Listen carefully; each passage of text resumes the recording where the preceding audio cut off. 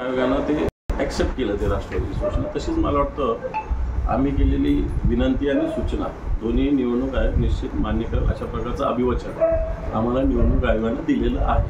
कोणते कोणते चिन्ह आहेत ज्याची तुम्हाला भीती वाटते किंवा आहे ना, भीतीचा नाही प्रश्न. एक लोकांचं जसं आता एक कोल्हापूरचं उदाहरण आहे, तुतारी वाजवणारा मनुष्य आणि एक पिपाणी, असं एक सेम लोकांच्या मनात थोडंसं असतं अजूनही काही ठिकाणी.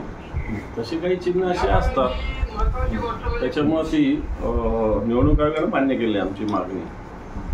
शिंदे मनसेनं जे काही केलं असेल त्याच्यात पाहिलं फार काही नाही. 2 कुंडे गाडीवर टाकले, फार मोठं केलं असं दाखवतात. काही फार मोठ्या घटना मला असं वाटत नाही. अमोल मिटकरी सत्य बोललेले आहे. आता सरकारमध्ये त्यांचाही पक्ष आहे, त्यांची बाजू सरकारचे त्यांचे उपमुख्यमंत्री अजितदादा घेतात नाही घेतात मला माहिती नाही. परंतु मी निश्चित अकोल्याच्या एसपीला फोन केला होता. यामध्ये कायदेशीर कारवाई, माझी कोणाची बाजू किंवा कोणाला विरोध करण्याचं काही कारण नाही. त्यांची वाळू सरकल्यानं उद्धव ठाकरे अशी वक्तव्य करत असल्याची टीका रामदास कदमांनी केली. ठाकरेंनी किती कावकाव केली तरी शिंदे फडणवीसांचं काही बिघडू शकत. रामदास भाईंच्या फडणवीसाविषयी काय सद्भावना आहे सगळ्या महाराष्ट्राला माहिती आहे. बस एवढंच. उद्धव ठाकरेंचं आव्हान आम्ही स्वीकारलंय, त्यांनी आता माघारी फिरू नये असं आशिष शेलार म्हणाले. ती तुमची अवलाद आहे, ती माघार फिरणं. शिवसेनेची अशी काही माघार फिरण्याची स्थिती नसते किंवा आमची मानसिकता नसते का शिवसेना असं काही. एकदा लढली शिवसेना, गेली पुढं. तुमच्यासारख्या तुम्ही सांगितलं होतं ना, मी काय राजकारणातून संन्यास गेली, एवढ्या जागा आल्या, तर काय केलं तुमचं? तुमच्या शब्दाचं एकदा सांगा, उद्या क्लिअर. उद्धव ठाकरे बहुरूपी नृत्य नाट्य मंडळ आहे असं टीका नितेश राणे. नितेश राणे ओके. एक प्रश्न असा आहे की आपल्या मराठवाडा म्हणजे जायकवाडीचा जो प्रकल्प आहे त्यावरती केंद्र आणि राज्य सरकारकडून तरंग सौर ऊर्जा प्रकल्प उभारण्यात येतो. त्याला विरोध झाला तरी देखील ते ठाम होते, कारण की तो केंद्रीय मंत्र्यांचा ड्रीम प्रोजेक्ट होता. आता हरित लवादामध्ये त्याला नाही का कोर्टाने सांगितलेलं आहे की त्या कंपनीचं उभारते ती कसं उभारते, त्याचं आरक्षण म्हणून तुम्ही कसं केलं असं विचारणा केलेली. मला फक्त बाजारात तुरी आहे, पण आता त्याच्याशी चर्चा करण्याला काही अर्थ नाही. अजून त्याचा 1 रुपया नाही, कुठं प्रस्ताव नाही, कुठं मान्यता नाही. त्याच्यावर चर्चा करण्यात काय अर्थ नाही. लाडकी बहीण योजनेनंतर नॉलेज नसेल तरी नाव तरी माहित असेल ना की आणि निमित्त काय. मला असं कळतं आता मोहित कंबोज जे देवेंद्र फडणवीसांकडं जलसंपदा खातं आहे, हे खातं दीपक कपूर आणि मोहित कंबोज मिळून चालवतात, जे या खात्याचे सेक्रेटरी आहे अशी माझ्याकडे माहिती आहे. डिटेल्स येतील त्यावेळेस निश्चित सांगू. एवढंच मला मोहित कंबोज विषयी माहिती आहे. लाडकी बहीण योजनेनंतर सरकार आता शेतकऱ्यांची कर्जमाफी करणार आहे अशी माहिती मिळते. त्याचबरोबर राज्यातील 938 आदिवासी सहकारी सोसायट्यांमधील आदिवासी शेतकऱ्यांची कर्जमाफी होण्याची शक्यता आहे. भावी कर्जमाफी करा, इथं आमची मागणी सातत्यानं सगळ्या शेतकऱ्यांचं संपूर्णपणे कर्जमाफी करावी. मग ते आदिवासी असतील तर बाकीचे असतील, या सगळ्या शेतकऱ्यांचं 7/12 पुरा करावा ही मागणी आम्ही केलेलीच आहे. काल बावनकुळे असं म्हणाले की उद्धव ठाकरेंच्या सभेमध्ये पाकिस्तानचे झेंडे पाहायला लागले. आता मुख्यमंत्री रावसाहेब दानवेंचे पाकिस्तान म्हणत ते चालेल, त्याच्यावर बोला मला. हे जिल्ह्यात तालुक्यामध्ये घेण्यात आले, त्याची सुरुवात उद्या मुख्यमंत्री स्वतः येतात सिल्लोड मधून होते. कसं बघतात राजकीय? सिल्लोडच्या कार्यक्रमाला सरकारी यंत्रणा काम करते. अंगणवाडी सेविका, आशा सेविकांना दमबाजी करून या मेळाव्याला जमा केलं जातंय.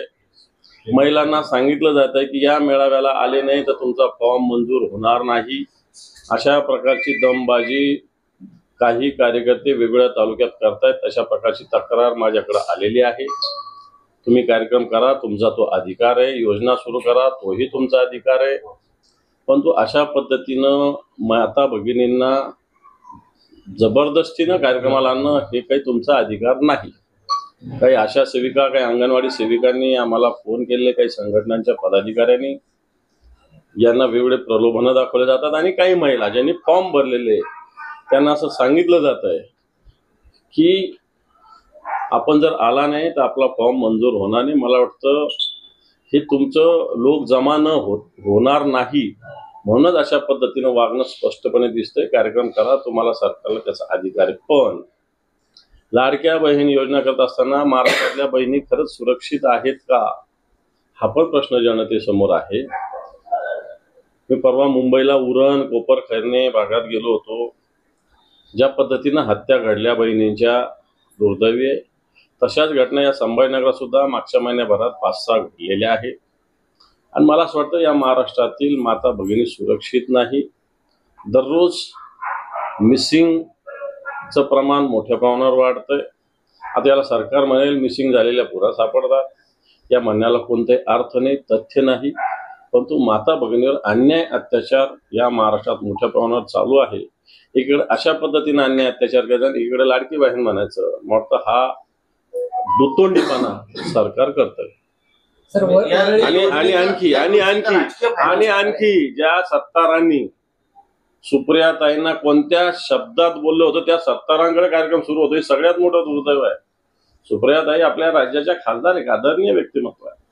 असं असताना सुप्रियाताईविषयी जे सत्तार काय बोलले होते, कोणत्या भाषेत बोलले होते, आणि त्या सत्तारांकडे लाडकी बहीण योजना सुरू करण्याचं एक जबाबदारी जर सरकारने दिली असेल तर मला असं वाटतं सरकारची मानसिकता कशा पद्धतीने की अशा पद्धतीने तुम्ही अपमान करत जा, अशा पद्धतीने तुमच्याकडे आम्ही कार्यक्रम करतो. राज्यभरात या योजनेचा फायदा शिवसेना घेण्यासाठी अशा पद्धतीचे मेळावे आयोजित करतायत.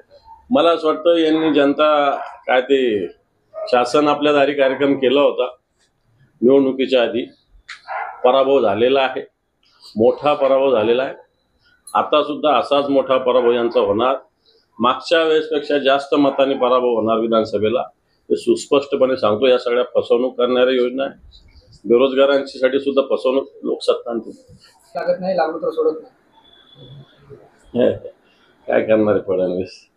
आता लोकसभेला दाखवलं ना, लोकसभेला दाखवलं. राज्याचा मुख्यमंत्री आहे, उपमुख्यमंत्री झाले. उपमुख्यमंत्री झाल्यानंतर आता राज्यामध्ये किती नेतृत्व, केंद्राचं तुम्हाला किती पद्धतीनं महत्व देतं, हे सगळं जनतेला कळतंय. त्यामुळं देवेंद्र फडणवीस काही करू शकत नाही स्पष्टपणे. दादाजी आणि उद्धवजींना तर काहीच करू शकत नाही. दादाजी मराठा आरक्षणाचा विरोध फडणवीस चेहरा आपण जर बघितलं तर विरोध होतो.